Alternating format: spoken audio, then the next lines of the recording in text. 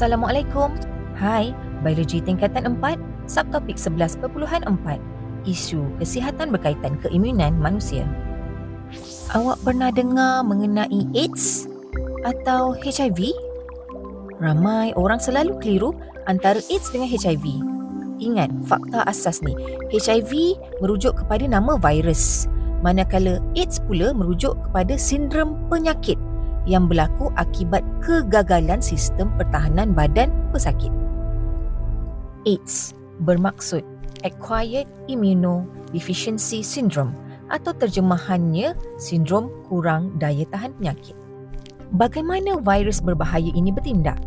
Virus HIV akan terus menyerang lalu melumpuhkan keseluruhan sistem keimunan tubuh dengan cara memusnahkan kumpulan pertahanan utama kita, iaitu sel limfosit.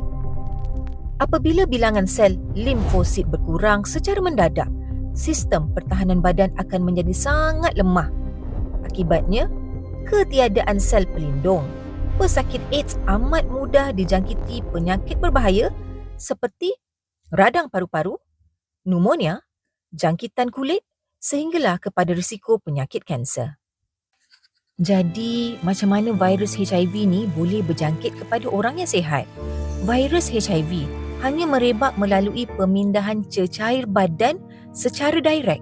Pemindahan cecair badan tersebut merangkumi perkongsian darah dan air mani.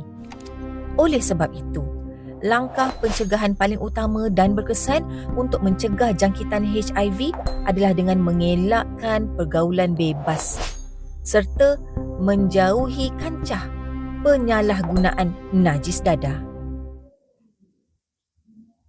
Soalan 1, apakah maksud singkatan bagi AIDS? AIDS bermaksud Acquired Immunodeficiency Syndrome atau sindrom kurang daya tahan penyakit. Soalan 2, jelaskan bagaimana virus HIV boleh melumpuhkan sistem pertahanan badan manusia. Virus HIV bertindak agresif menyerang dan memusnahkan sel limfosit yang sepatutnya berfungsi untuk menghasilkan antibodi badan. Soalan kibat, berdasarkan cara penyebaran, cadangkan 2 kaedah berkesan untuk mencegah jangkitan HIV. Pertama, jauhkan diri daripada penyalahgunaan dadah dan aktiviti berkongsi jarum suntikan. Yang kedua, elakkanlah diri daripada terlibat dengan sebarang bentuk pergaulan dan hubungan seks bebas.